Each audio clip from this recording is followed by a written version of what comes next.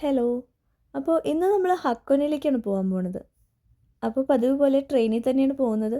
പോണ വഴിക്ക് നമുക്ക് മൗണ്ട് ഫ്യൂജി കാണാൻ പറ്റും. ഇപ്പോൾ മൗണ്ട് ഫ്യൂജി ആക്റ്റീവ് അല്ലാന്ന് തോന്നുന്നുണ്ട്. മഞ്ഞ് മൂടി കിടക്കുകയാണ്.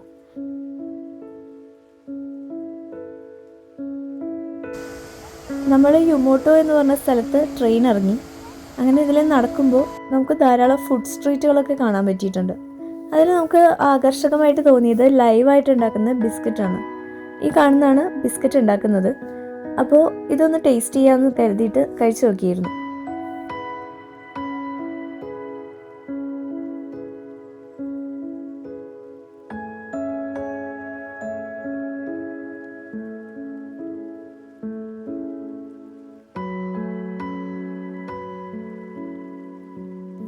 ബിസ്ക്കറ്റ് ഒരു കേക്കിൻ്റെ ടെക്സ്ചറാണ്.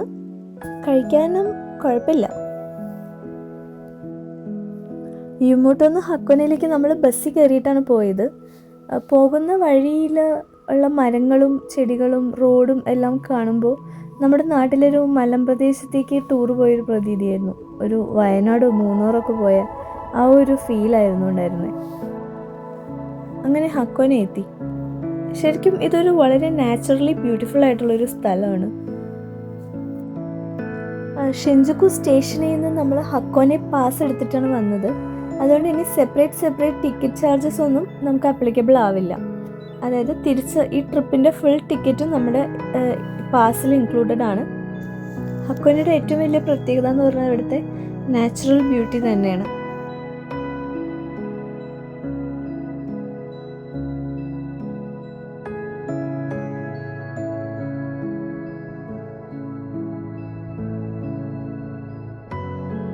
അപ്പോൾ നമ്മുടെ ക്രൂയിസ് വന്നിട്ടുണ്ട്.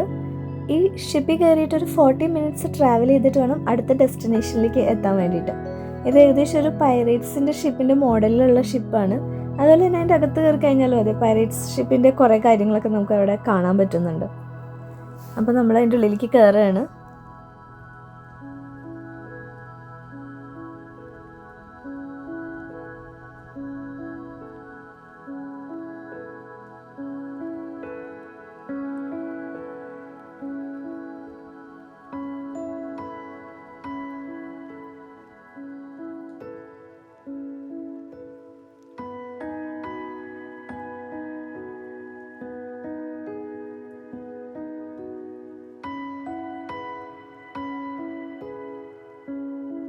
ഈ കപ്പൽ യാത്രയിൽ നമുക്ക് മിസ്സായി പോയ ഒരു പ്രധാന കാര്യം മൗണ്ട് ഫ്യൂജിയാണ്. അവിടെ ഭയങ്കര ക്ലൗഡഡ് ആയതുകൊണ്ട് നമുക്കിത് കാണാൻ പറ്റിയില്ല.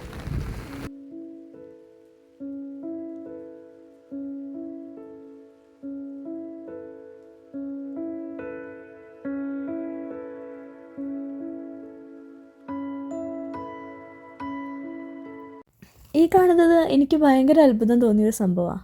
ഇതൊരു ബസ്സാണ്. ഞാൻ കുറച്ച് സൂം ചെയ്തെടുത്തിട്ടുണ്ട്. വലിയ ക്ലാരിറ്റി ഒന്നുമില്ല. നിഞ്ച ബസ് എന്നാണ് എഴുതിയിരിക്കുന്നത്. ഇത് പ്രത്യേകത എന്ന് പറഞ്ഞു കഴിഞ്ഞാൽ ഇത് റോട്ടിൽ കൂടെ ഓടും, അതുപോലെ തന്നെ വെള്ളത്തിൽ കൂടെ ഓടും.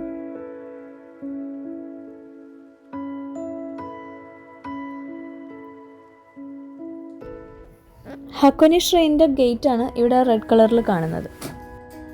അങ്ങനെ സൈറ്റ് സീയിങ് ക്രൂയിസിലെ യാത്ര കഴിഞ്ഞ് നമ്മൾ പുറത്തേക്ക് ഇറങ്ങുകയാണ്.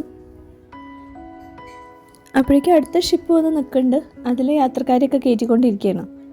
ഇനി നമുക്ക് അവസാനമായിട്ട് കുറച്ച് ഫോട്ടോസൊക്കെ എടുത്തിട്ട് ഇവിടെ നിന്ന് പതുക്കെ ഇറങ്ങാം. ഇപ്പോൾ ഉച്ചയ്ക്ക് 1:30 മണിയായിട്ടുണ്ട്. ഇവിടെ നല്ല ക്ലൗഡിയാണ്. തീരെ ചൂടില്ലാത്തതുകൊണ്ട് നമുക്ക് ക്ഷീണം കുറവാണ്.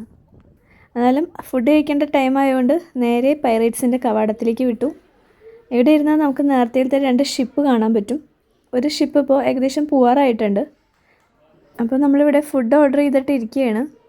അതിനിടയിൽ തന്നെ നമുക്ക് ഇത്രയും ബ്യൂട്ടിഫുൾ ആയിട്ടുള്ള ഒരു സീനറിയും ഇവിടെ നിന്ന് കാണാൻ പറ്റും.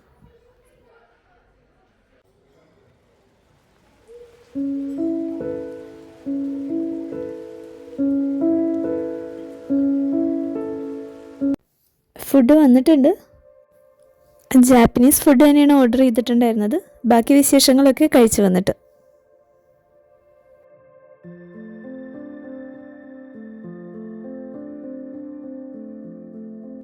ഫുഡ് കഴിച്ച് കഴിഞ്ഞിട്ട് നമ്മൾ നേരെ റോപ്പ് വേൻ്റെ അടുത്തേക്കാണ് ചെന്നത്.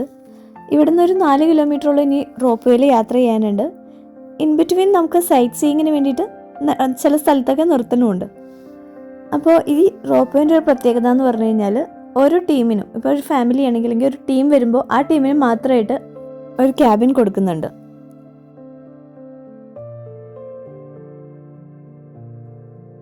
ഇവിടെ മലയൊക്കെ മേഘം കൊണ്ട് മൂടിയിരിക്കുന്നതായിട്ട് കാണാൻ പറ്റുന്നുണ്ട്. പിന്നെ ശ്രദ്ധിച്ച് നോക്കുമ്പോൾ നമ്മൾ വന്ന ഷിപ്പ് അവിടെ നിന്ന് പതുക്കെ മൂവ് ചെയ്തുകൊണ്ടിരിക്കുന്നുണ്ട്.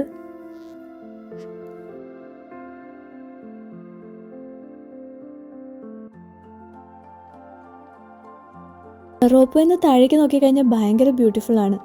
നല്ല ഗ്രീനറിയാണ്. അതുപോലെ തന്നെ ദൂരെ അഷി ലേക്ക്, നമ്മൾ നേരത്തെ വന്ന ലേക്കും കാണാൻ പറ്റും. കുറച്ച് ദൂരം പിന്നിട്ടപ്പോൾ ജോഗ്രഫിക്കലി ഒരു ഡ്രാസ്റ്റിക് ചേഞ്ച് നമുക്ക് ഫീൽ ചെയ്തു.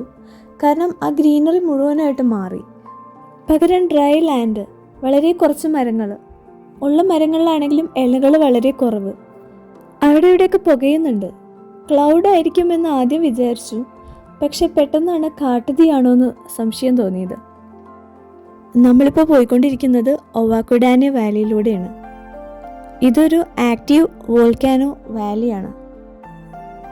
നമ്മൾ സൈറ്റ് സീയിങ് സ്റ്റേഷനിൽ എത്താനായിട്ടുണ്ട്. ഇവിടെ നമുക്ക് ഇറങ്ങാം.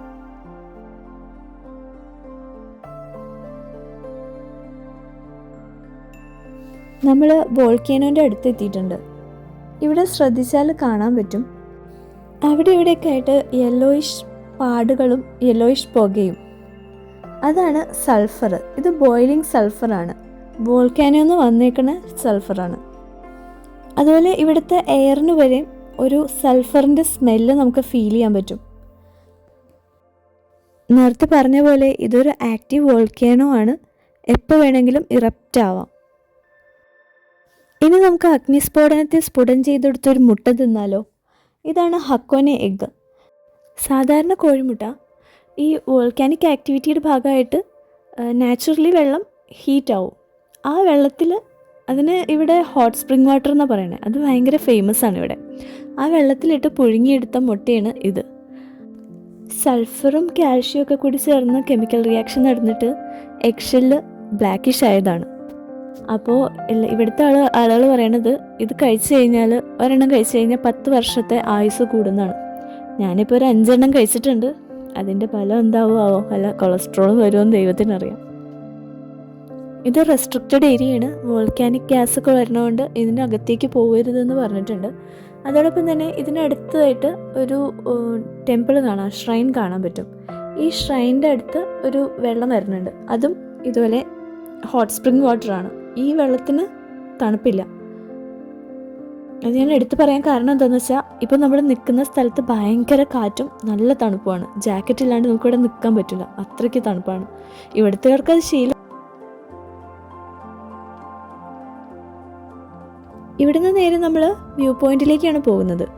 വ്യൂ പോയിന്റിലിരുന്ന് നോക്കിക്കഴിഞ്ഞാൽ ഒരു ബ്യൂട്ടിഫുൾ ഗ്രീനറി നമുക്ക് കാണാൻ പറ്റും. അതുപോലെ കുറേ കുന്നും മലയൊക്കെ കാണാൻ പറ്റുന്നുണ്ട്. ഇവിടുത്തെ വേറൊരു പ്രത്യേകത എന്ന് പറഞ്ഞാൽ ഇവിടെ ഹോട്ട് സ്പ്രിംഗ് വാട്ടറും അവൈലബിൾ ആയിരിക്കും. അപ്പോൾ നമുക്ക് കാലൊക്കെ മുക്കി വെച്ചിട്ട് ഹോട്ട് സ്പ്രിംഗ് വാട്ടറിൽ കുറേ നേരം സ്പെൻഡ് ചെയ്യാൻ പറ്റും. ഇവിടെ എല്ലാവരും അങ്ങനെ ചെയ്യുന്നുണ്ട്. ഞാനും ട്രൈ ചെയ്ത് നോക്കി. അത്യാവശ്യം നല്ല ചൂടാണ് വെള്ളത്തിന്. എനിക്ക് അധികം നേരം കാല് മുക്കി വയ്ക്കാൻ പറ്റിയില്ല.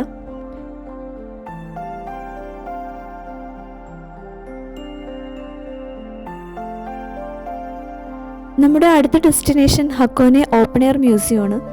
അപ്പോൾ അങ്ങോട്ടേക്ക് പോകാൻ വേണ്ടിയിട്ട് നമ്മൾ റോപ്പ് വേ തന്നെയാണ് പോകുന്നത്.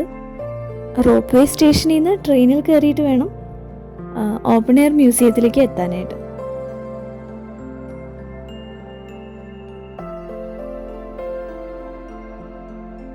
ട്രെയിൻ ഇറങ്ങി നമ്മൾ മ്യൂസിയത്തിൽ എത്തിയിട്ടുണ്ട്.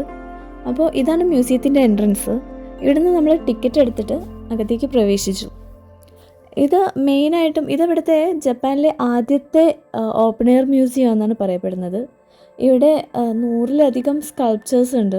അതുപോലെ തന്നെ ഒരുപാട് ആർട്ടിസ്റ്റുകൾ, പാബ്ലോ പിക്കാസോ അടക്കം ഉള്ള ഒരുപാട് ആർട്ടിസ്റ്റുകളുടെ ആർട്ട് വർക്കൊക്കെ ഇവിടെ നമുക്ക് കാണാൻ പറ്റും. ക്ലോസിങ് ടൈമിലാണ് നമ്മളിങ്ങോട്ട് കയറി വന്നത്. അതുകൊണ്ട് ഇവിടെ ആൾക്കാരധികം ഉണ്ടായിരുന്നില്ല.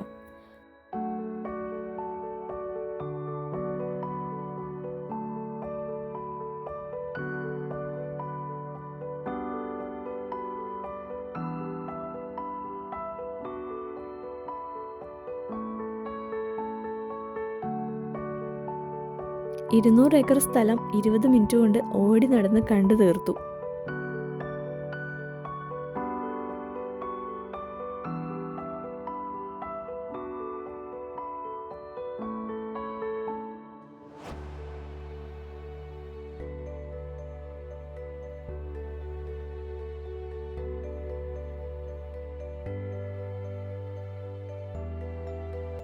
സ്റ്റെയിൻ ഗ്ലാസ് ടവർ, ഇതിനെ സിംഫണിക് സ്കൾപ്ചർ എന്നാണ് പറയുന്നത്. ഇവിടുത്തെ ഫേമസ് ആയിട്ടുള്ള ഒരു ടവറാണിത്. ഇവിടെ സ്റ്റെയർസ് ഉണ്ട്, നമുക്കതിൻ്റെ മുകളിലേക്ക് പോകാൻ പറ്റും. പക്ഷേ ഞാൻ ഭയങ്കര ടയർഡായതുകൊണ്ട് പകുതി വെച്ചിട്ട് ഇറങ്ങിപ്പോന്നു.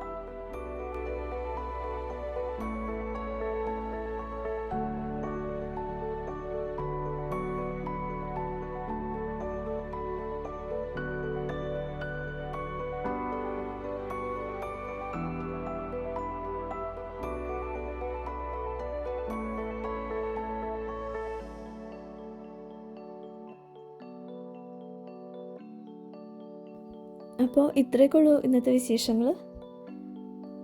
ഇനി പിന്നെ കാണാം.